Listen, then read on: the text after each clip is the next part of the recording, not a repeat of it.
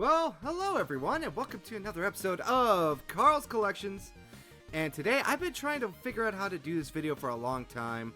So, what I'm going to do is, this is going to be a Steelbook collection video, and I'm going to break this up into several parts. I have hundreds and hundreds of Steelbooks that I have collected over my years of collecting. And I just want to show them off, tell you a little bit about each one, where they came from. And this is going to be a multi-part segment.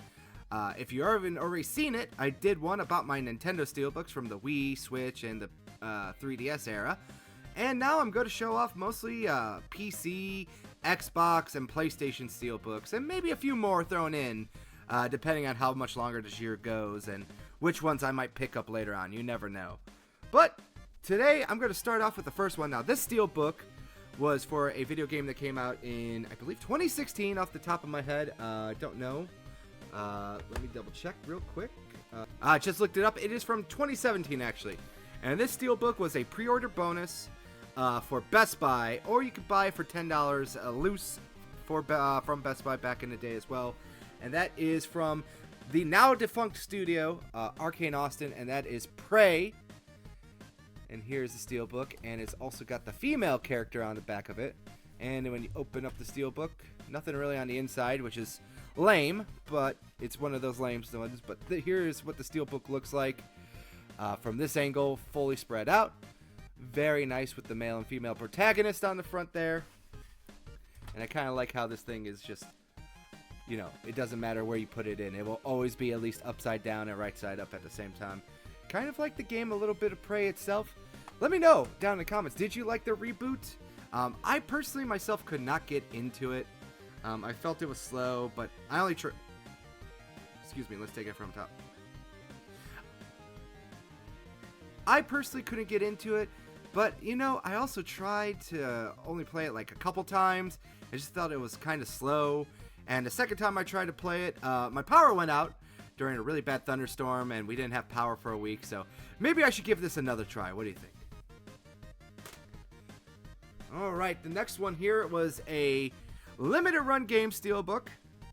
This is one of my favorite new kind of like indie games that came out. Sadly, the studio is also now defunct because of creative differences. But the collector's edition for this was made through limited run games, and I think it's gotten a few releases at the same time. It was a Game of the Year contender for the year it came out, and I personally think this is one of the coolest Steelbooks in my collection. And that is the Celeste Steelbook. And as I said before, this was limited run games. Both the evil side and the proper side of Celeste laid out back to back. And just kind of a mediocre inside. Nothing too special or crazy. Kind of like what you want to see from these Steelbooks. And this is, of course, the PS4 version. Really love this game. Really love this collector's edition. And I really did enjoy this game a lot. Never beat it. It was tough as balls. Played it mostly on the Xbox because it was a free Games with Gold for me. And this took a while to get to me physically, so I never played it physically on the PlayStation. But I enjoyed it. Came with a very nice poster that I framed. Here's a picture of it right now up on my wall, which was a map of the whole game. And I really did like this game. Amazing soundtrack. I think it is well deserved. All the love that this game gets, and it's kind of sad that a little bit of the discourse around this game has kind of been hijacked into like activist territory, but this game is great. You should highly check it out if you're looking for one of those old school platformers that's tough as nails. Definitely check this game out. Love Celeste. And you know, if you want to look at what this looks like, here's a picture of the collector's edition right now from the limited run game site. It shows you everything that kind of came with it. Alrighty, next up, this next game was a game that was long in development. I actually think it was a Kickstarter, if I recall correctly off the top of my head. And yeah, it was a Kickstarter. Just double checked it. All the way back in August of 2015. Another thing too is it raised $6,333,295 with 320 backers, 100 away, and we could have had the ultimate meme. But this eventually got a mass retail release too, and it got a pre-order bonus as well from Best Buy. This game was a sequel to the most highly anticipated, and when I say highly anticipated, I mean one of the more revolutionary games that came out on the Sega Dreamcast, and eventually for the Xbox, and now eventually became a PlayStation 3 exclusive. Weird, yes, it's all weird, and that is Shenmue 3, and this was the Best Buy pre-order bonus, Shenmue 3 Steelbook. Really nice background there too. Love this artwork, love this color, and love this design. Inside of the Steelbook, if we take this out here, really cool inners as well. This could have been the outside of the Steelbook too. But yes, this was the PS3 version? Or PS4 version. Why did I say PS3? I don't know. But it's Shenmue 3. I thought PS3. But Shenmue 3, PS4 version, published by Deep Silver, Yeeznet. And another thing too is this game is eventually going to be on other consoles. I think they said Xbox was coming soon and PC. But, yep, Shenmue 3, and they still have plans to do a copy of Shenmue 4. I heard that game was terrible. I'm not a big Shenmue fan. Yakuza, I think, eats its lunch. But let me know down in the comments, what do you think about this Shenmue series? Did you enjoy Shenmue 3? Was it worth the wait? Let me know down in the comments below. Alright, this one actually is a game that came out this year. Very highly anticipated indie game. Got a lot of good reviews. Got some middling reviews. Overall, though, everyone that seems to have played it said it was really great. Published by Capcom. This was only for the PS5 for this particular Steelbook. Because it came in the limited edition. And I got this directly from their website itself. And that is the new release, Hell Is Us. Really like the Steelbook. Really ominous, really cool, kind of spooky kind of game. And I'm very much looking forward to playing this game. I only played a little bit of the demo, and I liked the demo a lot too. A lot of games came out around this time, but this is also a very weird Steelbook because it has 2 spots for discs, and it didn't come with like anything special, like a secondary soundtrack or anything. It's all on one disc, and as you can tell, this is the EU version. So that's where the Steelbook is. Very nice Steelbook on the inside. And looking forward to playing more of this. The backlog continues to grow, ladies and gentlemen. Alright, next up, this was the sequel to the 3rd installment of a video game. It came out a couple years ago now, I think, at this point. I want to say 2023 was the release date of this, maybe. Fun fact, when I tried to help my friends start out on Rumble and do more game streaming, this was one that we kind of all played together, and we met a couple cool people from it. Some of them being like my friends JM, and of course Sammy, and all these other cool people we met. And they're still friends of us to this day, even though we've long since moved away from Rumble, period. This was a GameStop pre-order bonus, and hard to get Steelbook sometimes, but luckily I was able to pick up mine, and that is Diablo 4. The Steelbook edition. I love this coloring so much. I actually really did enjoy Diablo 4, the base game. The season stuff I never kept up with because kind of all my friends kind of bailed after the first season. I heard it got better, but inside, of course, you got Lilith.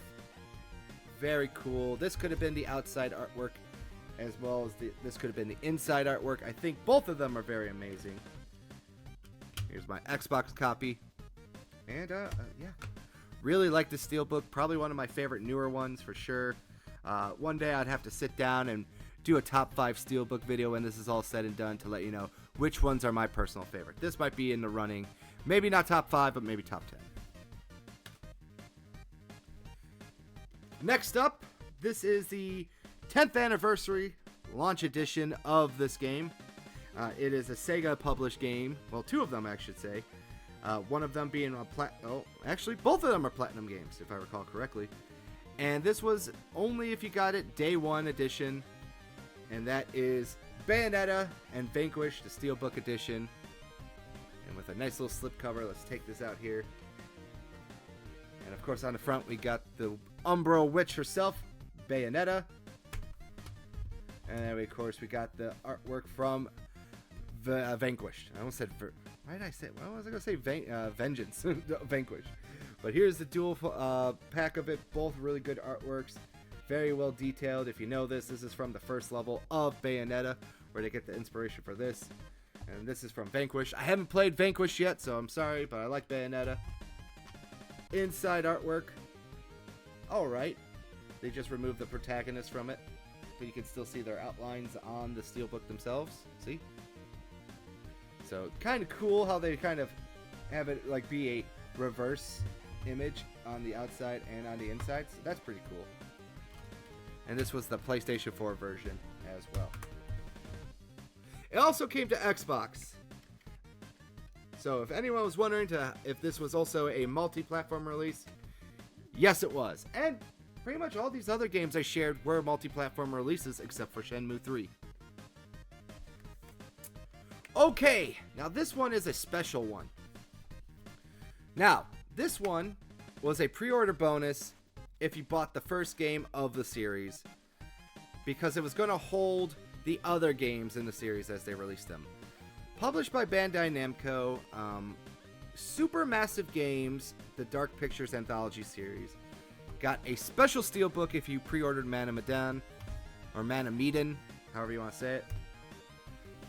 And inside of it, you were able to hold all 4 of the Dark Pictures Anthology series. So obviously, Man of Medan, Little Hope, House of Ashes, and The Devil in Me. Now, also, which is pretty cool, is on the inside were little hints about the future of the projects. So like Little Hope, House of Ash, and The Devil in Me. All these were like foreshadowed within this little steelbook. So if you got this, it was a fun little precursor to the possible future games. And you didn't know it at the time, but now when you got all the games obviously in front of you, you know exactly what you're kind of expecting now. It was a nice little gesture. It was a fun little, foreshadowing, and it made you go like, what are these? So really cool. Haven't played all these games yet. I actually just kind of got these because I found it at a secondhand store at a Steelbook. So then I decided, well, all these games are relatively cheap. Like, I've been finding them for like $10 or less, depending on if I get the PS4 or PS5 copy. And on top of that, too, a lot of them all now have free upgrade editions on PlayStation 5. I don't know about Xbox, but I know on PlayStation 5 they do. And I just thought these were cool. So I hopefully plan to play these. I know they're very short games. In fact, I'm pretty sure I could beat all 4 of these games inside of one weekend. And with the holidays coming up, even though it's no longer spooky season, maybe I'll just do that. Let me know down in the comments. Did you like their first game, Until Dawn? Have you played the remake of Until Dawn? Have you played any of these games? How about The Quarry? Let me know down in the comments. I'm very interested to hearing your thoughts. Alrighty, this next one was the sequel to a legacy franchise, part of their reboots. I loved the first game. I really did like the second game too, but the second game was tough as balls, and I almost rage quit so much that I had to bump down the difficulty down to easy because I just wanted to beat the game. And easy was like ungodly, no thought process at all, and I almost felt insulted. And that is Wolfenstein: The New Colossus, and this was the collector's edition steelbook. Now, here's a picture of the collector's edition, and the collector's edition came with like a little G.I. Joe, but it was like it's like the terrorist, or like, I forgot what it was called. I think it was over here, like the Elite Hans. That's what they were called. So the Elite Hans was like the G.I. Joe in their world, and Terror Bill. That is the actual action figure is BJ Blazkowicz, and it says disc made in Mexico for anyone that was wondering. But I like this artwork. It's what's the word I'm looking for? Raised. It's got a raised feel to it, like you can feel the names of it.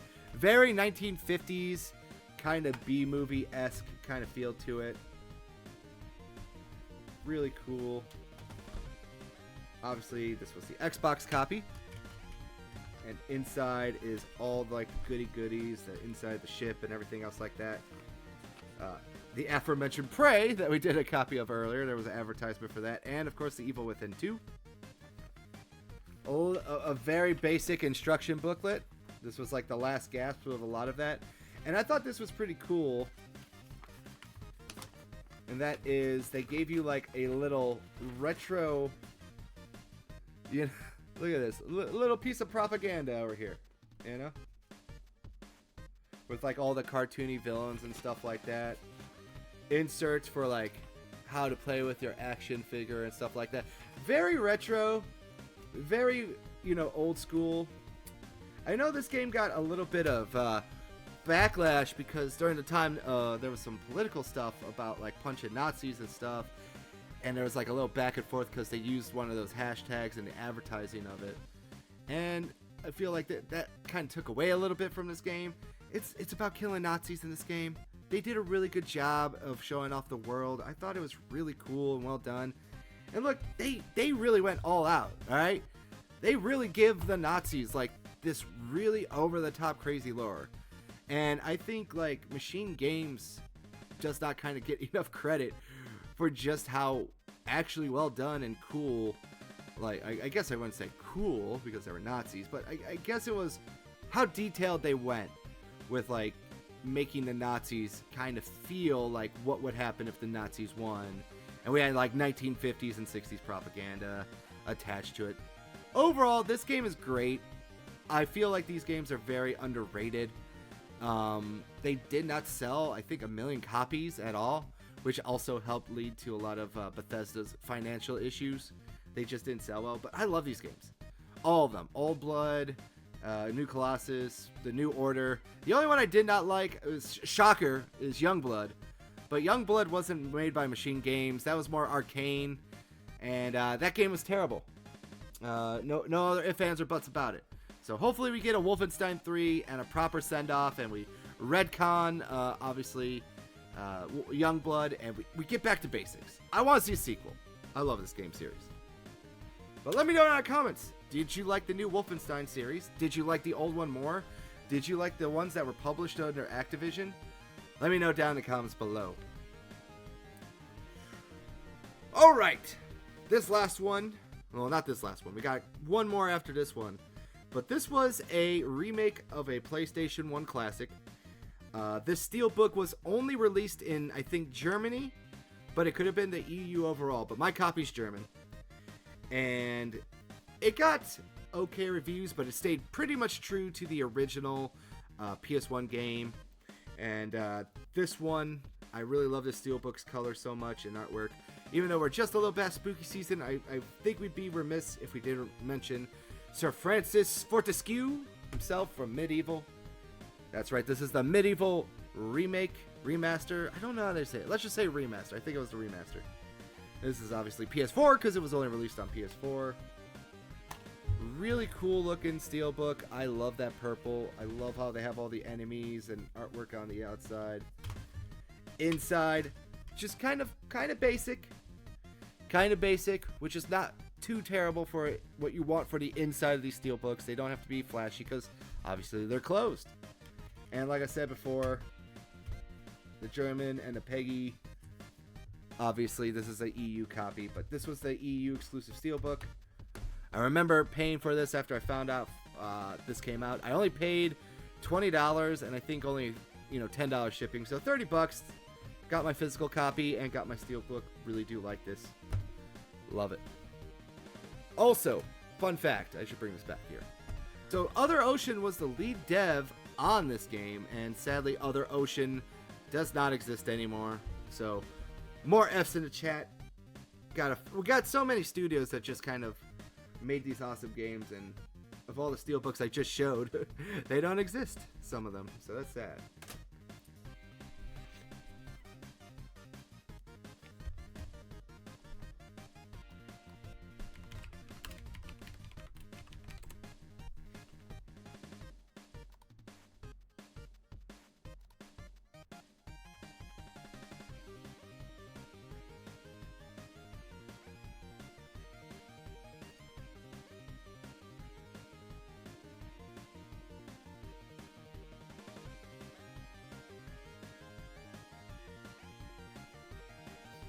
Alright, now, the last game I'm going to bring up was from the Xbox 360, and this was the limited collector's edition. And it came with some stuff as like an art book, bonus CDs, and of course like I think a comic book, if I recall correctly. I think it was a little bit of both. But this was originally an Xbox 360 exclusive, and then it went to other places as well. And this is one of my favorite collector's edition steelbooks out there, published by Capcom, the first in the trilogy of games, and that is Lost Planet Extreme Conditions. And this was one of my favorite steelbooks that I found more relatively recently while shopping. I love this blue and silver and white. All this stuff looks absolutely gorgeous. And this is a really good steelbook that's still in good condition. Obviously we have here the actual game disc and of course the external CD as well. This is the bonus CD.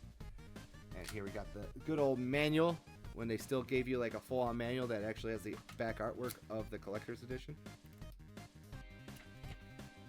And here is that Extreme Conditions art book. It's not like super amazing. It feels nice. It feels like a good instruction booklet quality. But it shows you all the stuff inside of it.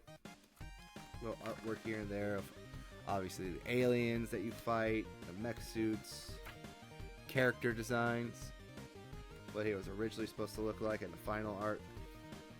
And just to show off the inside, this is a gorgeous inside steelbook as well. It shows all the aliens and the mech suits and Wayne himself. But yeah, happy all these games are still backwards compatible on my Xbox. Can't wait to play more of these next year. Tried to play this as a kid, really wasn't interested. But also as becoming a collector, when you find something like this was only $10 for me at the time when I bought it. I really like it. And yeah, I think this is one of the better looking steelbooks out there. But yeah, that will do it for today. Let me know down in the comments, which steelbook did you like the most? Did you learn anything? Are there any fun facts that you'd like to share yourself about some of these games? Let me know down in the comment section below. And also, if you can, please leave a like and a comment on these videos. If you haven't left a comment already, please. Small sacrifices to the algorithm gods. It doesn't cost you anything and it doesn't take up that much time. And I would really appreciate it if you do, because they really help this channel grow. And I can't grow without your support, and I do appreciate it very much.